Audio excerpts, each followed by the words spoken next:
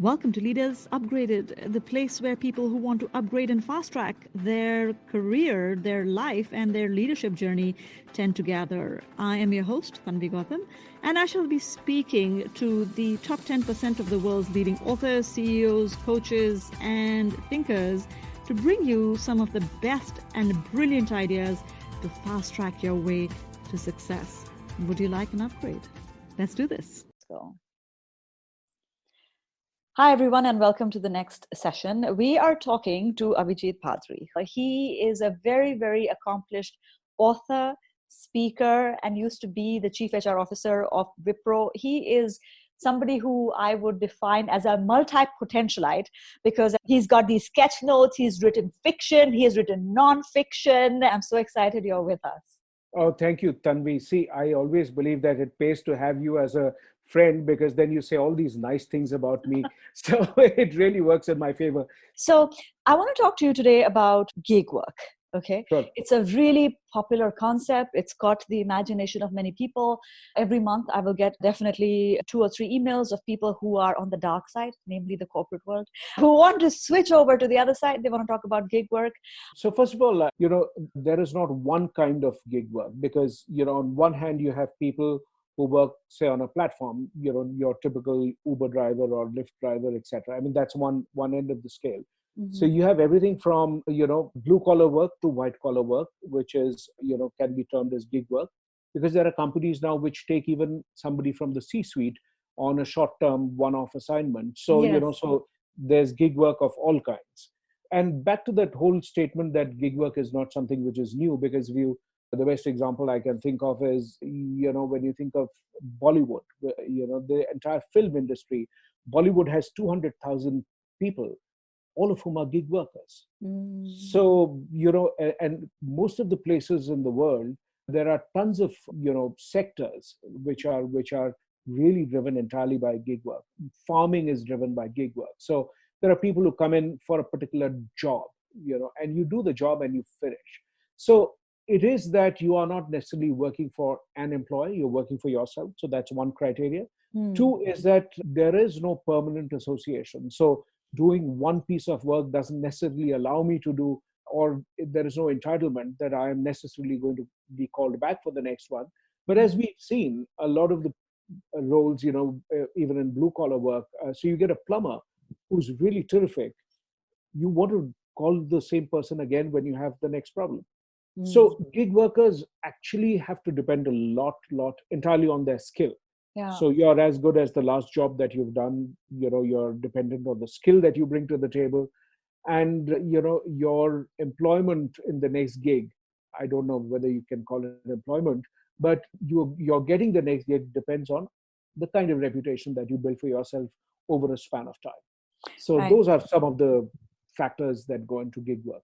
Yeah, no, I think that's very useful. I think what the tendency that we have in the corporate world is that just because we may have discovered a phenomena now, we tend to assume it's new. But actually, as you're rightfully pointing out, many other industries and forms of work have existed as gig work for much longer. And it's kind of useful. And I know what you were saying about even the C-suite being available for gig work, because I think I saw a website or something which said like, CMO for hire, and they only had like these CMOs who came in, they did set up your marketing thing, and then they left. And I said, wow, so the C-suite is available for gig work as well. So that's interesting. You kind of brought that up.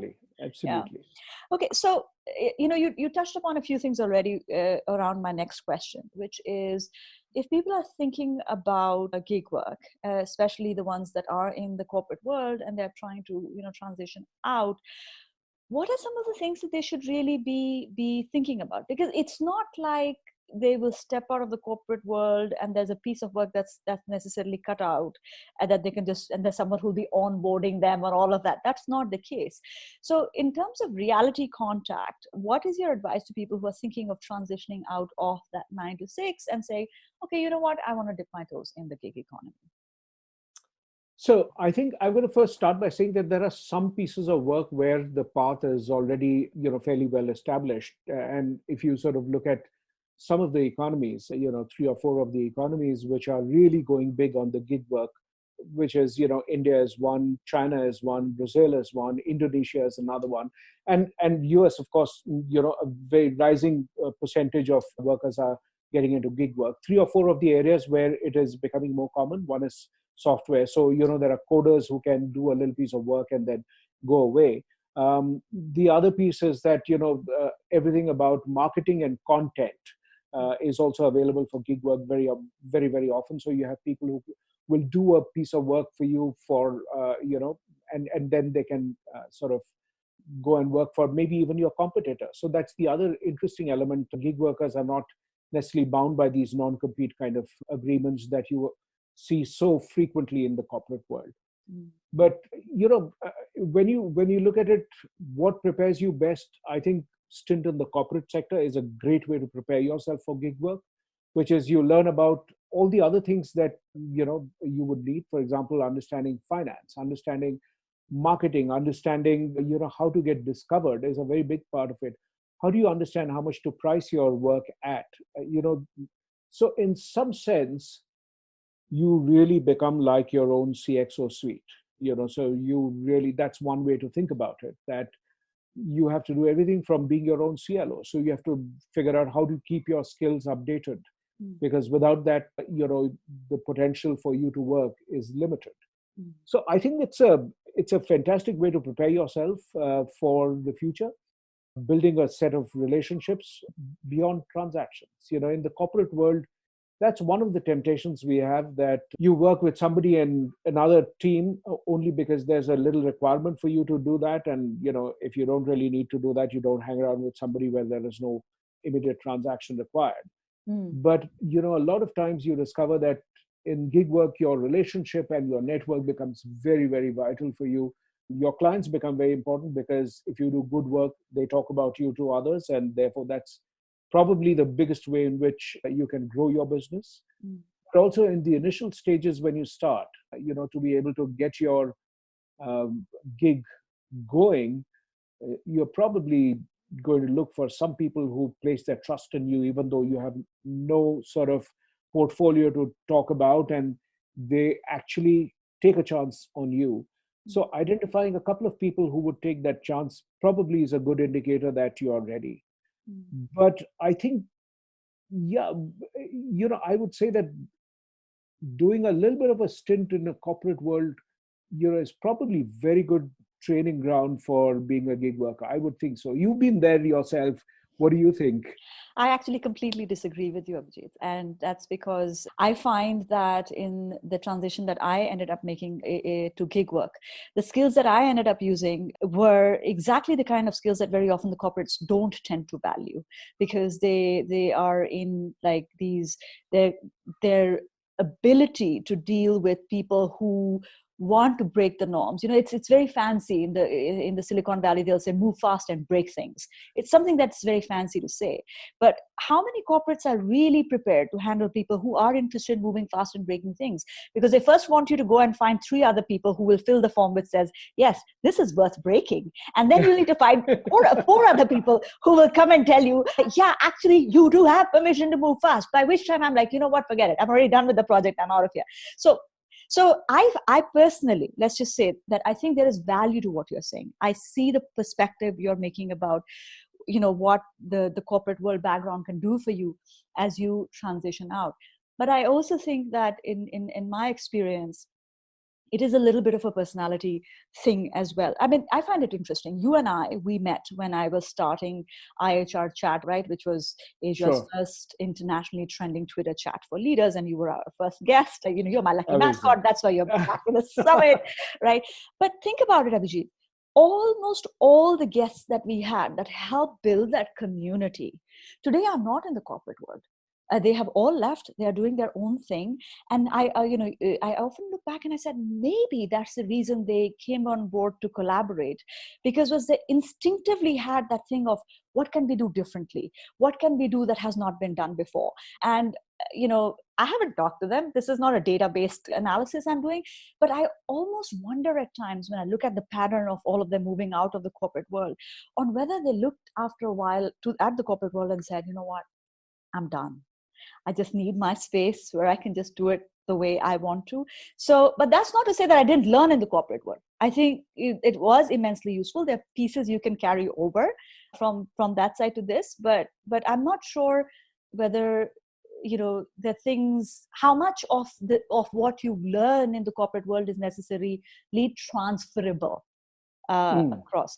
I think what's really interesting in what you're saying, what I heard you say, when you were talking about, the coders having the ability to go and code and kind of come out, it did get me thinking, and I'd be curious to hear what you say, whether certain types of corporate jobs actually are a little bit more amenable to that shift than others. So if I had been, for example, a software engineer with IBM, my stepping out might be an easier transition than, say, for example, if I had been in the finance department, or I had been in the HR department doing something that was not as transferable. Do you think that would make a difference?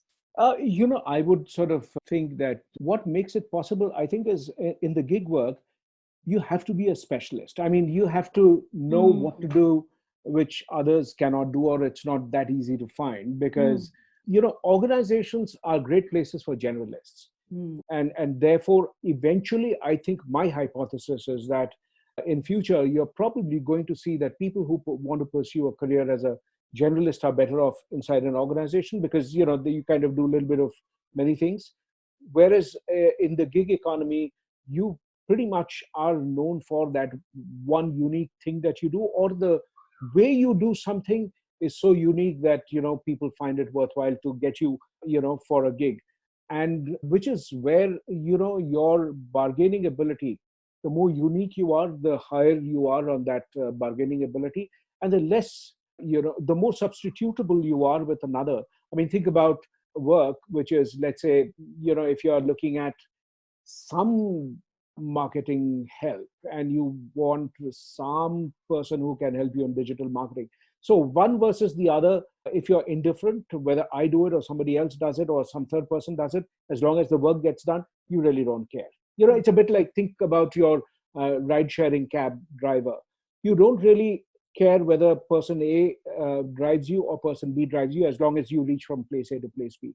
But in the areas where that person's skill makes all the difference, therefore doctors, there are so many doctors who are gig workers. They work with 5 different hospitals because they are specialists. The way this guy can do that surgery, nobody else can do it.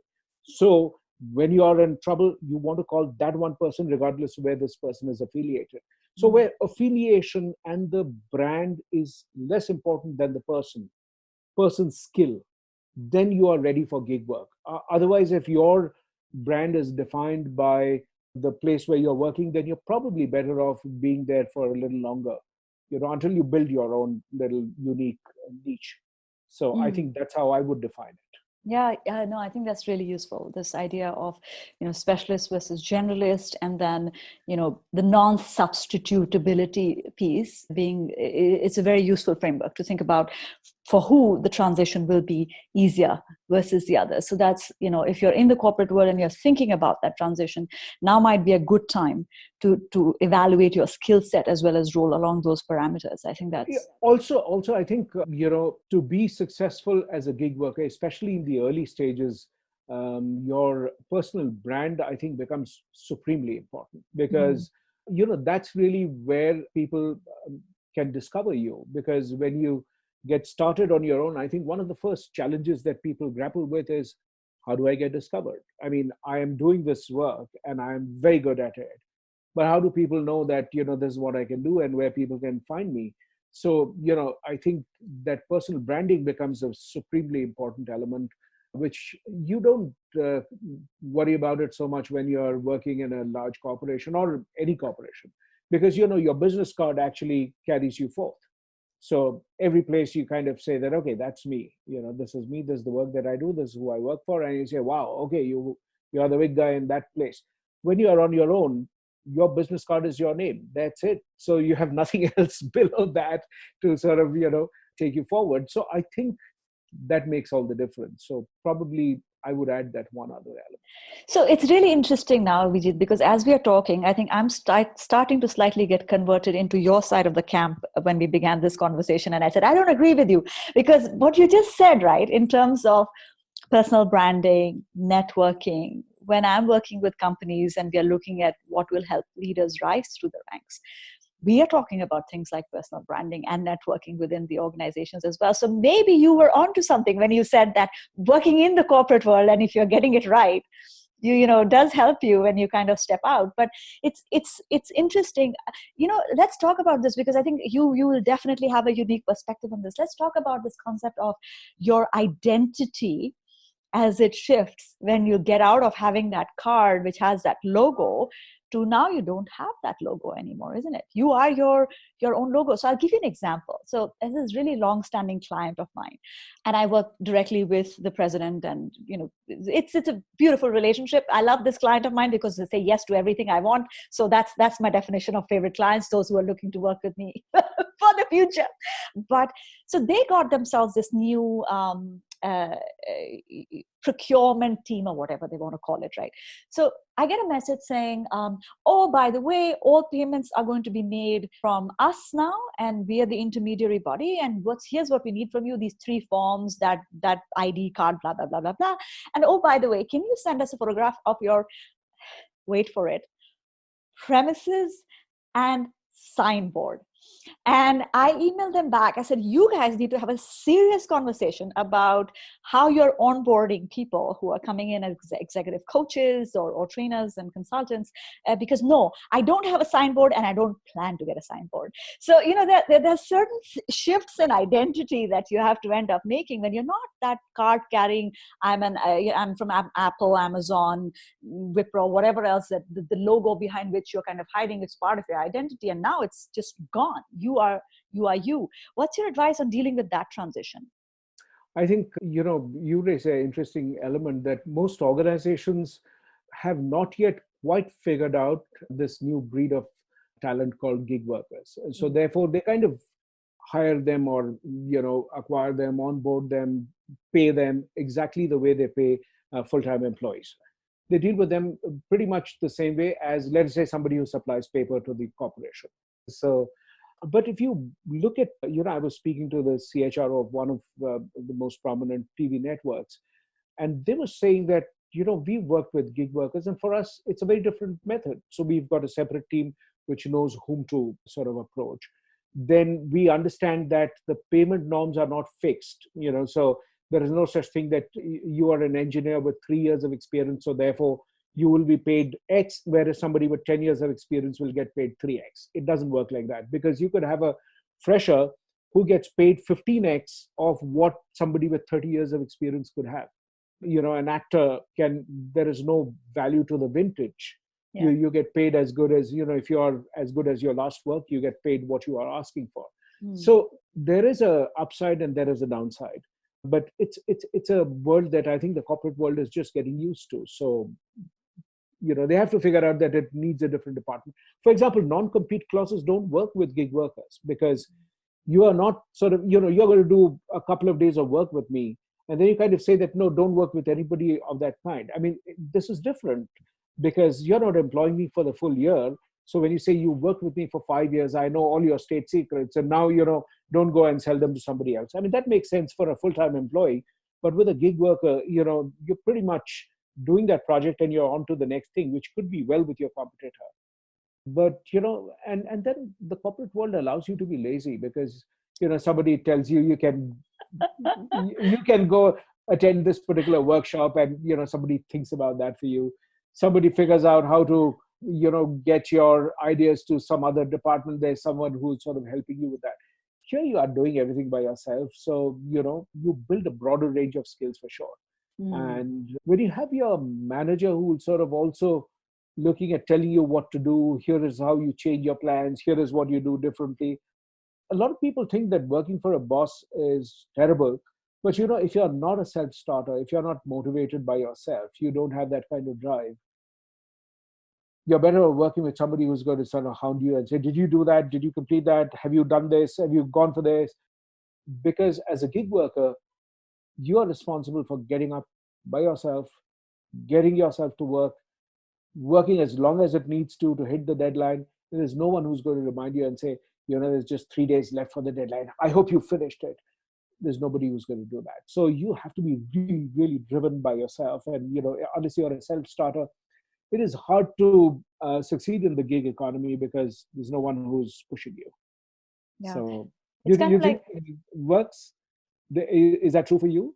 Yeah, I tracked very well to what you were saying earlier, right? That people tend to think that if it's the gig economy, you just get up and then you go and do your work with your clients and all of that. But I completely agree with what you were saying earlier, that you're your own chief learning officer, you're your own chief finance officer, you're your own, marketing thing. And time has to be found for all of these things. So I was just telling you before we hit recording that I have my retreat next week, which I'm going for, right? Which is self-planned. I didn't have like my chief learning officer coming and saying, Exactly. I think you need to do a retreat. You have to plan your own offsite. Yeah. Plan my own offsite, even if it's the offsite of one. It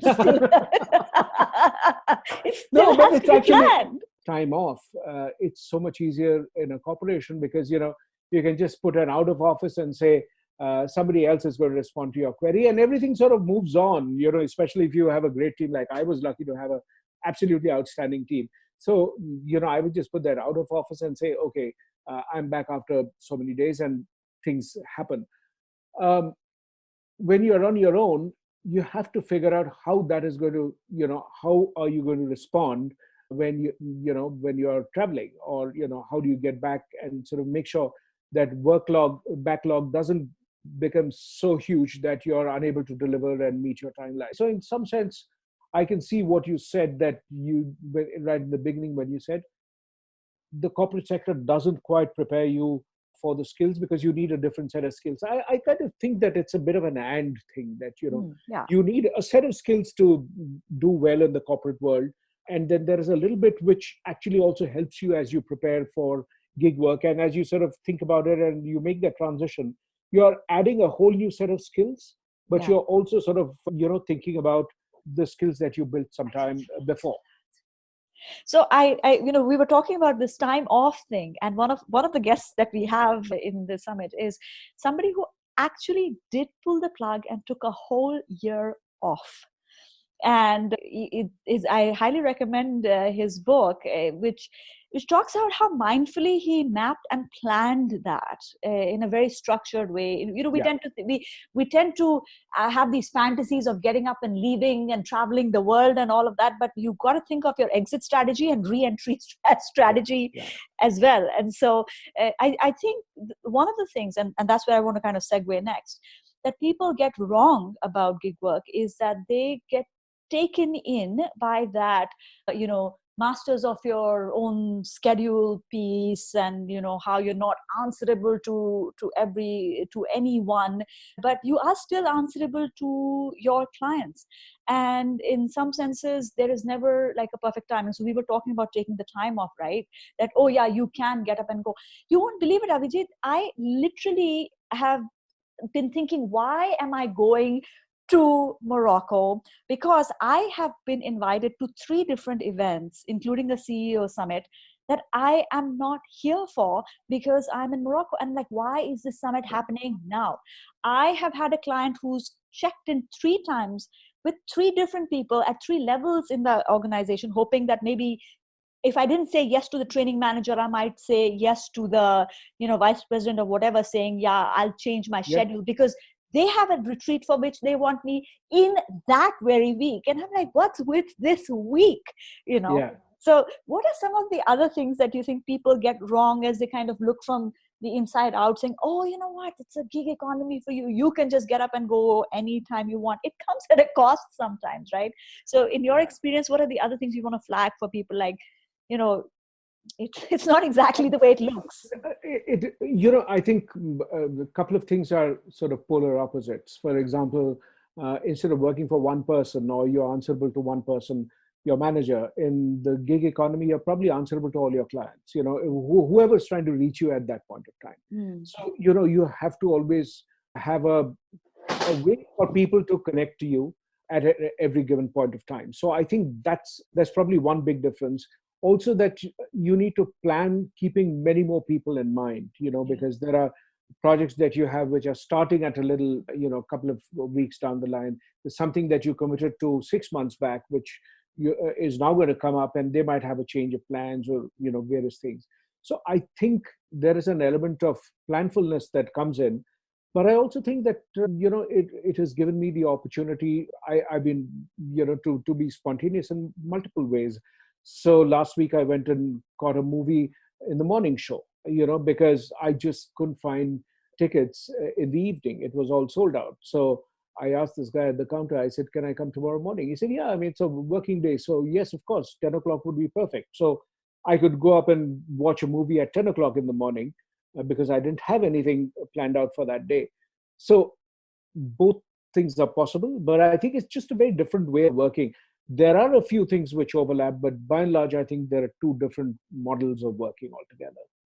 So It almost sounds like there is an equivalent of whatever you're trying to break free from in the corporate world, which exists in the gig world as well. It's just that you probably will see a variation yeah, of some sort. So there are absolutely. there are those constraints of answering to people. There are the constraints of schedule. There are the constraints of taking time off, and all of that. It's just the your ability to manage those pieces, and your skills and your techniques to manage those pieces is a little bit different than what you would need if you were in the corporate world. What is your advice for keeping yourself motivated as you kind of get on this journey, right? Sometimes even people in your family may not understand what you're doing. They might think you're completely crazy. Why would you be giving up a corporate paycheck to go do this fancy thing? And truth be told, I think it's now kind of cool for doing stuff on your own. There was a time when people would have not understood why anybody wanted to do this at all. I think that's such a vital question to answer when you decide to become a gig worker. Tanvi, one of the things, one of the guests on this podcast, Shantanu Moitra, who's this really fabulous film music composer. He's done some of the best-selling Bollywood movies. He's given music for like Three Idiots, PK, Parinita, many of them. One of the things Shantanu was talking about was, he was saying that if there is something that you can do 365 days a year, time and time out, again and again, repetition without getting bored, then it's something you really enjoy, because because that's the only way you achieve perfection, because you're sort of polishing that little tune. In his case, he says, creating a tune doesn't take that much of time. It is 5 minutes, you kind of get it, and then the tune is not actually created in 5 minutes. You kind of polish it. You think of the instrumentation, you add the pause, you kind of stretch something, you delete something, you're continuously polishing it. And then you kind of really have to keep doing it until you believe it is ready. So when you look at, what you are doing, if you can't bear the thought of doing something endlessly, then you probably don't, then it's a passing interest. Then you're probably, this is not something that you want to do as a gig worker. And I'll tell you what I mean by that. When you learn to drive, in the initial stages, you aren't very good as a driver. So, you're fumbling, you're scared, you're getting paranoid, you almost have a miss, and it's not an enjoyable experience. It's only after your skill, reaches a certain level that you enjoy driving, and which is when you can enjoy the music, you can chat with somebody sitting next to you, you enjoy the scenery when you're going out for a long drive, all of that.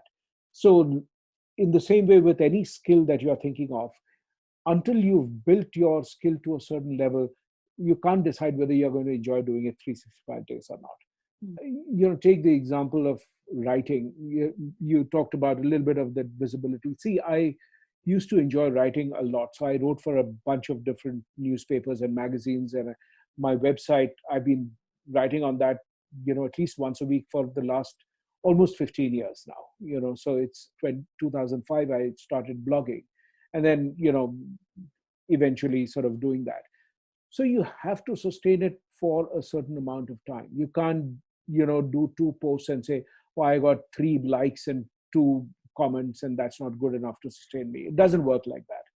So when I was in Wipro, I still had a reasonable readership on LinkedIn. I had some 30,000 people who were following me on LinkedIn at that point of time. But the fact that I continued writing over a span of time and, putting all my content online there, I built my readership till today. It is more than 800,000 people follow me on LinkedIn. And that number grows in that dramatic fashion in 3 years because I have been consistently, posting things, drawing things, and putting stuff out there which I like, which I think people will find value in. So if you are doing that, I think you really get a view of, am I going to enjoy doing this for a very long time? I don't know about the rest of my life. I find it hard to commit to anything like that. But yeah, I mean, I can visualize myself doing it energetically for many, many years. So I've written for 15 years. Yeah, and there's so many threads in what you have said, right? I often will tell people, the ones who are not very sure where they're wanting to go with their careers and all that, say, there's this concept of, date a dream. And then by that I don't mean a person, but like a dream that you have, that, oh, I kind of see myself as doing this. Okay, fine. Maybe in the corporate world, try that in some way, shape, or form, and see how does that kind of float your boat in some senses, and how enamored are you by that? Or if by the third time you've done it, you're like, this is not for me, then you actually saved yourself a lot of trouble when Yeah. you then going out there and then tossing everything for that. And at the same time, I might just add, in my experience, Abhijit, and this happened to me when I kind of started off on my own, I thought I was going in one direction. And then, by a series of events as well as some time in introspection, I realized, actually, I think I want to kind of pivot to this third direction, which was incredibly more enjoyable than which I thought was the direction I was going in. So it seems to me that the advice there is to be mindful about your own motivations, passions, and interest, and keep an eye on how you can sustain that mindfully. And if that requires course correction or minor pivots along the way, that's fine. But keeping yourself interested and motivated will require that reflection space on thinking, what is it that's really fascinating me? Because you'll need that inner reserve to keep going, because the external reserves are very, very, fickle. I like what you said about, the 3 likes on LinkedIn, or the 2 retweets, or whatever, whatever that is. Because if you're going to peg your motivation to how many people retweeted, you forget it. That's not going to keep you motivated. I mean, every retweet I get is like, it's a great bonus to have, and I kind of think of it more in terms of resonance than anything else. It's not a popularity contest on how many people kind of retweeted this whole thing, right? So I think it's a bit like, if I were to, having a career in the corporate world is like taking one of those conducted bus tours. It is, when you go to a new city, you hop onto one of them and they'll take you through those 7 must-see points in the city. So you can say, I was there for like 24 hours, and there's 24 hours I saw everything that there was to be seen. Yes, I've seen that. Yes, I've seen that. I've eaten there. I've been there. So you can do that. When you're on your own, it's a little bit like going on a bicycle ride with no fixed route map. So you have a broad direction. So or you go on a walking tour. You kind of, so you're a specialist. You're seeing one little area, but you stop and talk to people. You enjoy the local cuisine. You sit down and you get into an engaging conversation, and you spend time on that. You don't really have a clock ticking and a 12-minute deadline saying that, oh my God, I got to get up and run to the bus in 15 minutes. You actually can sit down and spend the entire afternoon talking to that person, sipping coffee and chatting. And so if you really like that quasi unstructured, because it's also a myth, it's a bit like when you think about writing a book, one of the big myths I think about writing or creative work is that, it's all about getting millions of ideas and you sort of write about that. It is about sheer hard work of sitting down and writing that many thousand words every day. Mm. And it's terrible. And it's, there are days when you feel that, why am I doing this? Because you do it because you are driven by the love for doing that. If you're kind of going to say that, what's the point of doing this? The moment you are asking that question, you're probably not the right person to be writing that book, because millions of us have millions of ideas about books and articles and blogs, and we have opinions about a film I would love to make. But having that idea and then executing that in that gory detail, they're a two different animals altogether. Abhijit, this has been a great conversation. I knew even before we started it's going to be a great conversation.